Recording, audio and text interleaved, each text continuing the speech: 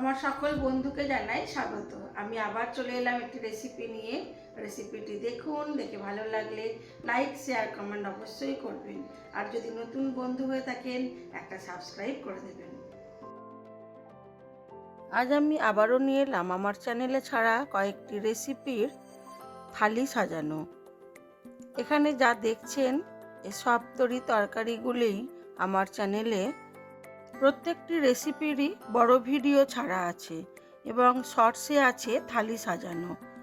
ওগুলি দেখার অনুরোধ রইল সবাইকে। আর আমার আজকের বেশ কিছু থালি সাজানোর যে ভিডিও নিয়ে এসেছি, এগুলি কেমন লাগলো আপনারা অবশ্যই কমেন্ট করে জানাবেন। ভালো লেগে থাকলে লাইক শেয়ার কমেন্ট করবেন এবং আমার চ্যানেলটিকে সাবস্ক্রাইব করবেন যদি না সাবস্ক্রাইব করে থাকেন।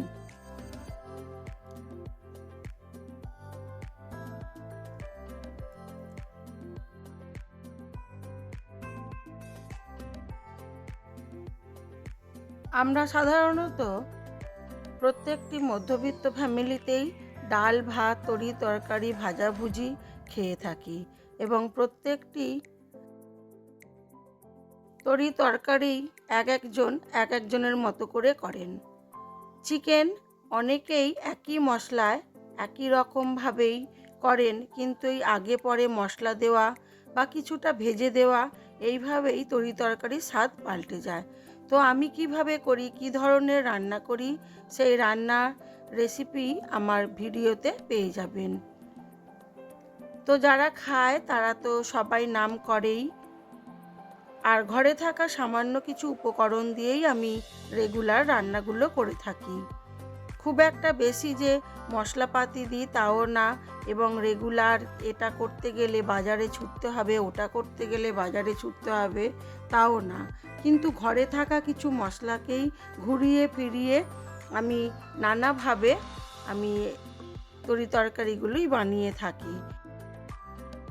আমি যে সকল রেসিপিগুলি বানাই, যারা দেখেন তারা অনেকেই বলেছেন যে হ্যাঁ, আমি এইভাবে করে খেয়ে দেখেছি, বেশ লেগেছে, এই আর কি।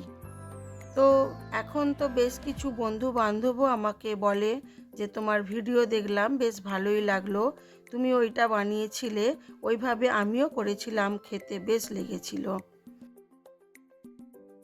আমি তো বেশ অনেক বছর ধরেই ভিডিও বানাচ্ছি। ইউটিউবে আমার চ্যানেল আছে এবং এখন আমি ফেসবুকেও ভিডিও দিই।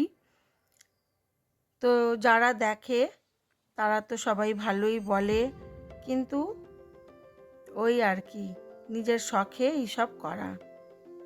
যাই হোক, আমার ভিডিওগুলি দেখুন এবং উপভোগ করুন। এইভাবেই আমার পাশে সবাই থাকবেন, আমাকে ভালোবাসবেন। আপনাদের ভালোবাসায় আমি আরো দূর যেন যেতে পারি, এইটুকুই আশা।